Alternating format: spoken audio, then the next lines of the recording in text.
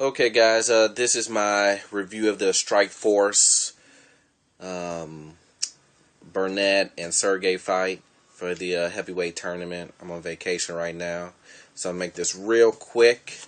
Let's first start off with Pat Healy versus Blanco. That fight ended in Blanco getting a sub in 4:27 in the second round.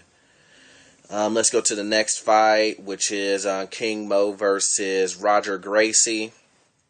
I thought that Roger Gracie was going to come in there and kind of use his reach and also use his jiu-jitsu to really control the fight, but what ended up happening is King Mo, I guess, he can't basically kept um, Roger Gracie at bay, and then got in the inside of his reach and pretty much landed that big right hand, and it pretty much KO'd Roger Gracie. He hit him one time on the temple. He fell down on the ground, and then he pretty much finished him off completely with the second one when he landed when he hit him when he was on the ground. And that pretty much sealed his fate. Roger Gracie was pretty flatlined. He wasn't no recovering for him then, and that happened in the first round, 4:37. Then we'll go to Jacare versus Luke Rockhold. That fight was pretty interesting.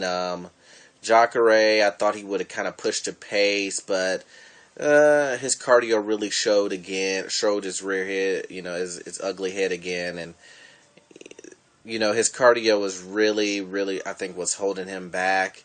He really slowed down the pace. With him knowing that he's a champion and all of his fights are going to be pretty much have the possibility of being a 5-rounder. You would think his cardio would be a lot better, but it wasn't. Luke Rockhold pretty much just beat him and just stayed busier. I mean, when you look at the stats, it looks like Jacare hit him more times and whatnot, but to people who are watching the fight, it just looked like Rockhold was pretty much pushing the pace, doing what he could to win the fight. He looks like he wanted to win the fight, and Jacare was just trying not to lose the fight, So that's what happened, and so we have a new middleweight champion in Luke Rockhold. He won that fight, unanimous decision. Then we have Daniel Cormier versus Bigfoot Silva. This fight, it went pretty much like I thought it would. Cormier went in there and used his wrestling to pretty much keep Bigfoot away, and his boxing was excellent. He just beat Antonio Silva at every angle that he came at him with. He tried to do a takedown. He pushed him away with his takedown defense. He took him down at will. Didn't even go into his guard. Just pretty much said, "No, get back up, so I can do it to you again." His boxing and striking was way better than the bigger man, which was Silva. But it's the speed. The speed kills. So Daniel went in there and just dominated and just controlled him at every angle and knocked him out in the first round.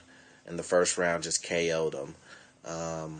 And he could have really finished. I mean, it's hard to say he could have finished the one off, but he had him really rocked early in the first round. So then we have the last fight, which was Josh Barnett versus Sergey Karnatov.